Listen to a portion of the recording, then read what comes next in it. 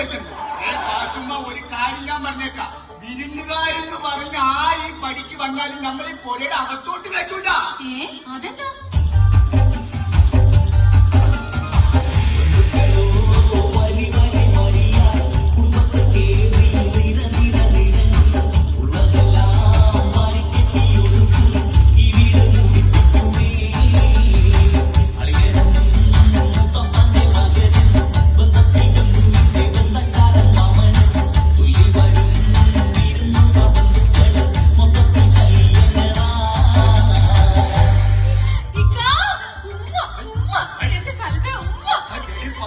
പ്രായം അറിയാണ്ട് കണ്ട് തുള്ളല്ലേ, എന്താ കാര്യം എന്ന് പറയാൻ?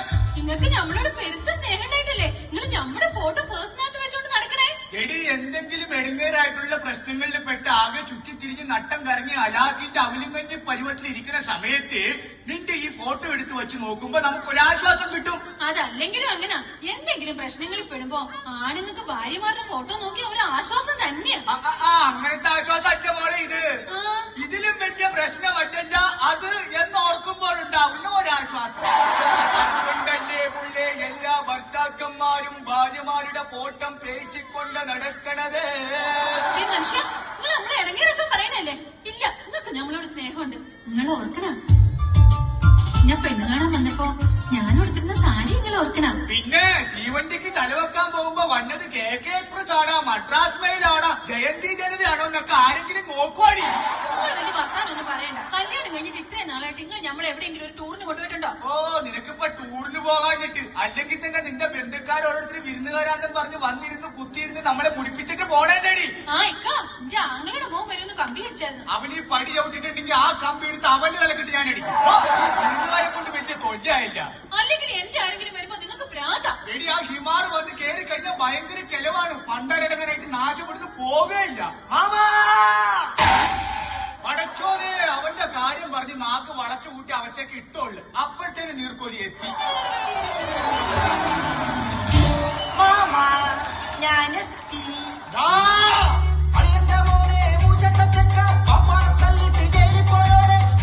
കുടുംബത്തെ കേറിയാ നിന്നെ കൊല്ലും ഞാൻ. കല്ലല്ലേ മാമ, കൊല്ലല്ലേ മാമ, പറയണ കേട്ട് ഞാൻ നിന്നോളാം മാമ. പണ്ടത്തെ പോലെ ഞാൻ കാശും കൊണ്ടിവിടുന്നേ മുങ്ങൂല. ഇവിടെ കുറച്ചു നേരം നിന്നിട്ട് പൊക്കോട കുരുത്തം കെട്ടോന്നേ. അല്ല വിരുന്ന് പാർക്കുവാൻ പരുങ്ങി നിൽക്കാതെ തിരിച്ചു പൊക്കോണം.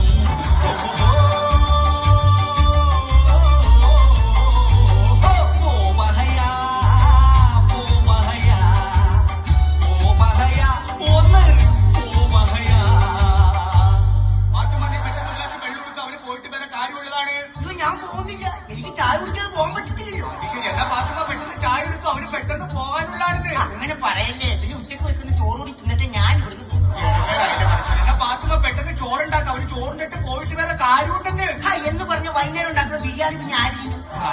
എന്നാ പെട്ടെന്ന് പോയിനെ വെട്ടിട്ട് ബിരിയാണി ഉണ്ടാക്കി കൊടുക്കും പാത്തുമ്മ, അവന് പോണോന്ന്. അല്ല, എനിക്കറിയാൻ മേലെ ചോദിക്കാം, എന്നെ പറഞ്ഞുവിടാൻ മാമാക്കന്നെ ഇത്ര ധൃതി. എടാ, നിന്നെ കുടുംബത്തിൽ കയറ്റാൻ കൊള്ളൂല, അത് തന്നെയാ. ഇവനിപ്പൊ എന്ത് ചെയ്തെന്ന് എങ്കിലും പറയണേ. നിനക്ക് അറിയാൻ പാടില്ലായിട്ടാണ്. എടാ, നീ അപ്പുറത്തെ വീട്ടിലെ റസിയനോട് എന്തോ വേണ്ടാതിനെ പറഞ്ഞിട്ട് നീ അവിടെ മാപ്പ് പറയാൻ ചെന്നായിരുന്നാ? ചെന്നായിരുന്നു. എടാ, മാപ്പ് പറയാൻ ചെന്ന ഒരാളെ എന്തിനാണ് പിന്നെ അവരെ കൂടിയിട്ട് തല്ലിയത്? അത് പിന്നെ ഒരു അക്ഷരത്തെറ്റ് പറ്റിയതാ. എന്തെന്ന്? കുട്ടി എന്നോട് പൊറുക്കണമെന്ന് പറഞ്ഞത് കുട്ടി എന്റെ കൂടെ പൊറുക്കണമെന്നായിപ്പോ എന്റെ മാമ. ഇതാണ് ഞാൻ പറഞ്ഞത്, ഇവരെ കുടുംബത്തിൽ കയറ്റാൻ കൊള്ളില്ലെന്ന്. നീ കിട്ടുന്ന വണ്ടിക്ക് വിട്ടോ, നീയും കയറിപ്പോടിയകത്ത്. അയ്യടാ, മാമ എനിക്ക് വാങ്ങിത്തരാന്ന് പറഞ്ഞ കവാസാക്കി ബൈക്ക് ഇട്ടാണ്ട് ഞാൻ ഇവിടുന്ന് പോവൂല എന്റെ മാമ. പടച്ചോനെ ദേവന്റെ അടുത്ത ചിലവ്. നിനക്ക് എന്തിനാടാ ഇപ്പൊ കവാസാക്കി ബൈക്ക്? എടാ, നിനക്ക് പടച്ചോൻ എന്തിനാടാ രണ്ട് കാല് വന്നേക്കണത്? ഒരു കാല് ബ്രേക്ക് ചവിട്ടാനും ഒരു കാല് ഗിയർ മാറാൻ. നീ ബൈക്കിന്റെ കാര്യം ഇവിടെ മുണ്ടിപ്പോകരുത്. എടാ, റസാഖ് ഒരു കവാസാക്കി എടുത്തിട്ടുണ്ടായ പുകിൽ എന്തൊക്കെയാണെന്ന് നിനക്ക് അറിയാമോടാ?